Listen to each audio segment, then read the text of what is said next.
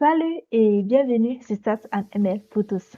En ce jour 9 de notre challenge, je vais vous faire quelques généralités sur les tests d'hypothèses et je présenterai le plan pour la suite.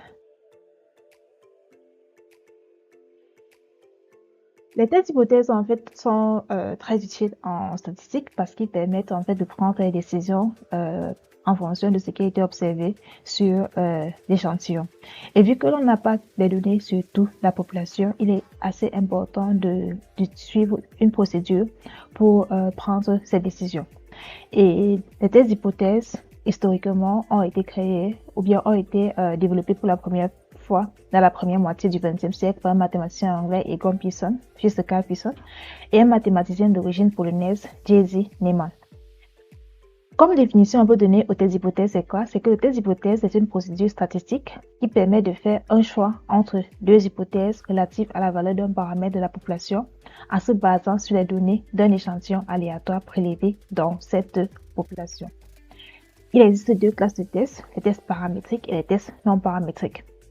Dans les tests paramétriques, on a une contrainte sur la distribution de la loi des observations, contrainte de normalité. Et dans les tests non paramétriques, il n'y a pas de contrainte de loi. Il y a plusieurs catégories de tests d'hypothèses. On a les tests simples lorsqu'on veut choisir entre deux paramètres, les tests multiples, les tests unilatéral et bilatéral, les tests d'homogénéité pour vérifier que deux échantillons ou groupes proviennent de la même population, les tests d'ajustement ou d'adéquation pour vérifier la compatibilité des données avec une loi choisie, et les tests de dépendance pour vérifier l'existence d'une liaison entre deux variables. Lorsqu'on met en œuvre un test d'hypothèse, il y a plusieurs étapes à suivre. La première étape consiste à définir l'hypothèse nulle, l'hypothèse de référence que l'on souhaite tester, l'hypothèse alternative que l'on souhaite vérifier si c'est valable ou pas. On doit choisir une série de tests en fonction du type de test. Cette série de tests dépend en fait du type de test dont on veut mettre en application et des données que l'on dispose. Et dans la troisième étape, on va identifier la distribution de la série de tests sous l'hypothèse nulle. En fait, la série de tests est choisie de telle sorte que l'on puisse identifier facilement en fait la loi qu'elle suit sous l'hypothèse nulle. Ensuite, on doit définir le niveau de significativité des tests et la région critique. Ce sera présenté par la suite. Et faire des calculs nécessaires sur la base des observations de l'échantillon pour prendre une décision.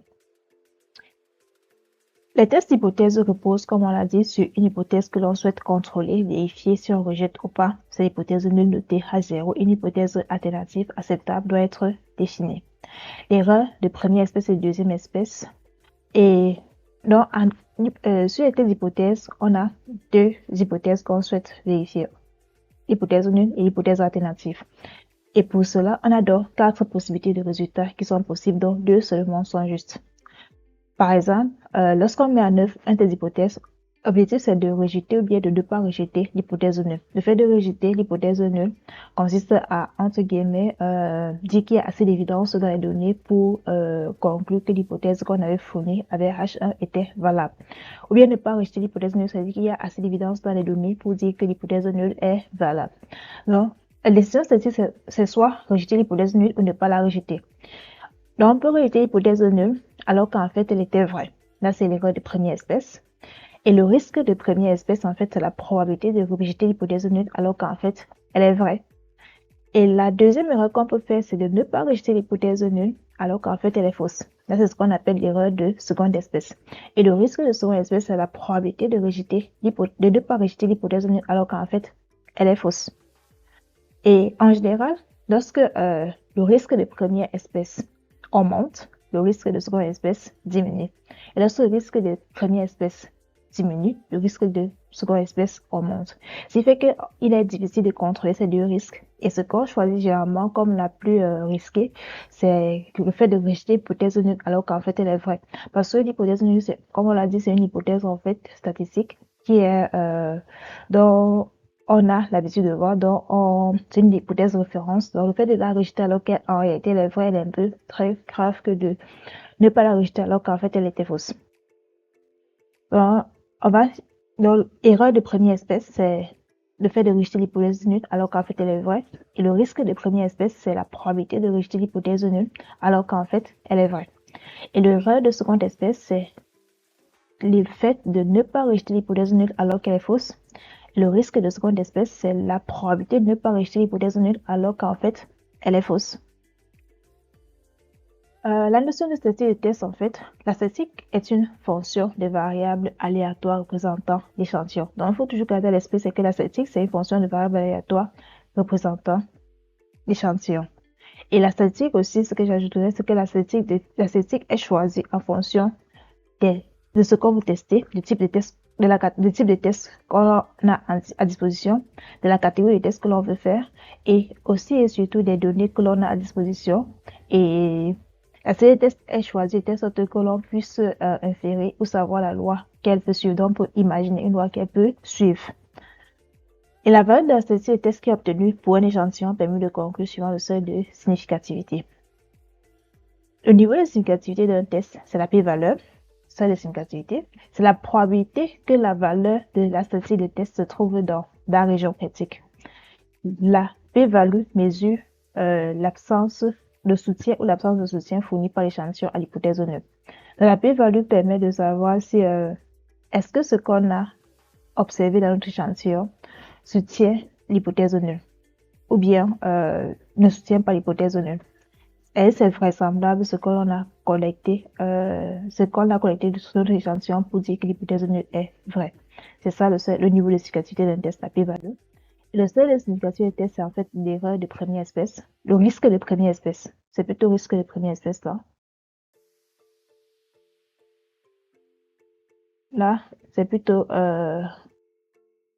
risque de première espèce plutôt. Donc, le seuil de significativité d'un test, c'est le risque de première espèce alpha, c'est-à-dire la probabilité de rejeter l'hypothèse nulle alors qu'en fait elle est vraie. Et le seuil de significativité, c'est le risque de première espèce que l'on est prêt à tolérer. En général, on prend un risque de première espèce à 5%. Et p-value, en fait, c'est quoi? P-value, c'est... Et comment on prend la décision? On va prendre la décision en fonction de la valeur que l'on aura observée sur la p-value. Une p-value inférieure au seuil de significativité, on va rejeter l'hypothèse nulle. Et une p-value supérieure au risque de première espèce, on ne va pas rejeter l'hypothèse nulle. Donc, si la p-value est inférieure au seuil de significativité, alors on rejette l'hypothèse nulle. Si la p-value est supérieure au risque de première espèce, alors on ne rejette pas l'hypothèse nulle. On peut également prendre une décision sur la base de la valeur critique. La valeur critique, en fait, c'est la valeur comparée à la statistique de test pour déterminer si l'hypothèse nulle doit être rejetée. C'est un peu les bornes de la région critique. Et suivant les catégories de test, on peut avoir plusieurs valeurs critiques. Par exemple, pour le test d'hypothèse de comparaison à moyenne avec variance connue, lorsque pour un test bilatéral, on a deux valeurs critiques, le quantile à alpha sur 2 et 1 moins alpha sur 2. Et là, ce type de test, vu qu'on veut faire un test d'hypothèse de comparaison en moyenne, la meilleure façon d'estimer la moyenne, lorsqu'on a les valeurs de l'échantillon, c'est la moyenne sur l'échantillon. Ce qui fait que, en utilisant le théorème central limite, on sait que cette statistique converge vers une loi normale centrée réduite. Ou bien si nos échantillons sont de loi normale centrée réduite, de loi normale, alors cette statistique converge vers une loi normale, sur approximativement une loi normale. Donc, le choix de la statistique dépend en fait de ce qu'on veut tester et de la loi que l'on peut définir sur cette statistique de test. Et la règle de Ricciardo dit on rejette l'hypothèse nulle si la p-value est inférieure à alpha et on ne rejette pas si la p-value est supérieure à alpha. Pour la suite des tests d'hypothèse, dans la partie 2, nous verrons les tests simples et multiples, les tests simples comprenant la moyenne de la variance pour recevoir des exemples. Dans la partie 3, nous aborderons les tests d'homogénéité, tests de Komoros-Smirnov, de Mann-Muller et Liquide. Les tests d'homogénéité, en fait, c'est pour vérifier si deux échantillons proviennent de la même population. Pour comparer, pour savoir si deux échantillons proviennent de la même population. Et la partie 4 est d'adéquation. Test d'adéquation, en fait, pour vérifier si ce qu'on a observé pour une variable sur une loi donnée. Et test d'indépendance pour vérifier si deux variables sont indépendantes ou bien pour analyser la dépendance entre deux variables aléatoires. Et pour l'exemple, la dernière fois, j'avais dit on devait aborder comment analyser la représentativité d'un échantillon. Aujourd'hui, je me suis rendu compte que c'est pas possible vu que les généralités n'étaient pas encore définies. Mais en général, on utilisera les tests d'homogénéité, le Komoros-Smirnov et Mann-Muller et Liquide 2 lorsqu'on va faire modéliser on va faire une modélisation sur un échantillon d'apprentissage On doit se rassurer que l'échantillon de test et l'échantillon d'apprentissage ont les mêmes lois. C'est là qu'on va utiliser les tests d'homogénéité. On vérifie que l'échantillon des tests et l'échantillon d'apprentissage proviennent de la même population. Et s'ils proviennent de la même population, alors on peut appliquer notre modèle à l'échantillon de test. Donc, c'est quelque chose qu'il faut toujours vérifier. C'est une autre façon de contenir la représentativité. Et là, on fera des tests comme Rho-9, MAVUNE et Liquide, suivant les types de variables. Et aussi, je vais pas aborder ces différentes parties tout de suite parce que je me suis rendu compte qu'il faut calculer en fait les lois. Donc, on va retourner, faire un petit retour sur les probabilités avant de revenir sur les tests d'hypothèse.